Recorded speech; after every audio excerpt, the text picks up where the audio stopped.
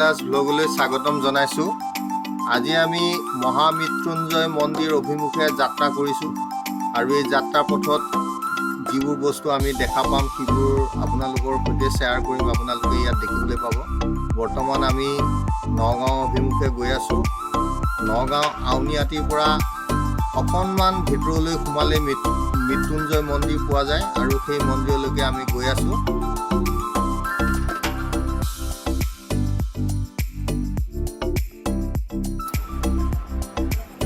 বৰ্তমান আমি দুটা হাতী লগ পালো, বৰ ভাল লাগিল। যাত্ৰা পথত হাতী লগ পোৱা শুভ বুলি বহুতে কয়, গতিকে হাতীকেইটা লগ পোৱাৰ বাবে আমাৰ মনত খুব আনন্দ হৈছে। এতিয়া আমি গৈ মৃত্যুঞ্জয় মন্দিৰৰ কাষ চাপিছোঁ আৰু আপোনালোকে দেখিবলৈ পাইছে সৌৱা শুকুলা ডাৱৰ আকাশত আৰু গছৰ ফাকেৰে চাওক মৃত্যুঞ্জয় মন্দিৰ ইয়াতে অৱস্থিত। এতিয়া আমি মৃত্যুঞ্জয় মন্দিৰলৈ লাহে লাহে খোজ লৈছোঁ।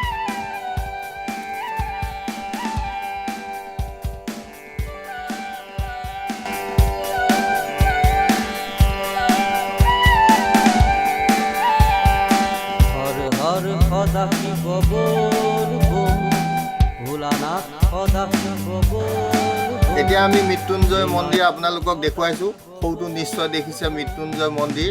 ইয়াতে এটা বৃহৎ শিৱলিংগ আকাৰৰ মন্দিৰ তৈয়াৰ কৰা হৈছে। ভাৰতবৰ্ষৰ বিভিন্ন ঠাইৰ পৰা ভক্তসকল ইয়ালৈ আহি থাকে আৰু ইয়াতে গাড়ী পাৰ্কিঙৰ ব্যৱস্থা আছে। খোৱা বোৱা কৰাৰ বাবে ৰেষ্টুৰাঁবোৰ আছে, গতিকে আপোনালোকক দেখুৱাইছোঁ। আৰু কাষত থকা এটা ধুনীয়া পুখুৰী, ইয়াত টুৰিষ্টবিলাকে আহি সাধাৰণতে অকণমান সময় জিৰণি ল'ব পাৰে। শ্ৰাবণ মাছে সদা শিৱ মহাযোগী সদা শিৱ বল বল বল বল বল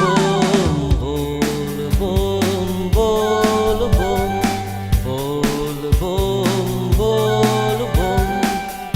বৰ্তমান আমি মহামৃত্যুঞ্জয় মন্দিৰৰ প্ৰৱেশদ্বাৰত উপস্থিত হৈছোঁ আৰু গৈ আছোঁ। ইয়াতে দেখিছে আপোনালোকে ভক্তসকল অহা যোৱা কৰি আছে। এখন খটখটি আছে, খটখটিৰে লাহে লাহে আমি ওপৰলৈ উঠিছোঁ। অগণন ভক্ত আপোনালোকে দেখিবলৈ পাইছে। মন্দিৰৰ চূড়াটো এটা বৃহৎ আকাৰৰ, আপোনালোকে কাষৰ পৰা দেখিলে অনুমান কৰিব পাৰিব কিমান ডাঙৰ এটা মন্দিৰ, শিৱ মন্দিৰ। এইখনে হ'ল মূল প্ৰৱেশদ্বাৰ। নীলকণ্ঠী সদা শিৱ আদিদেৱ সদা শিৱ বল বল বল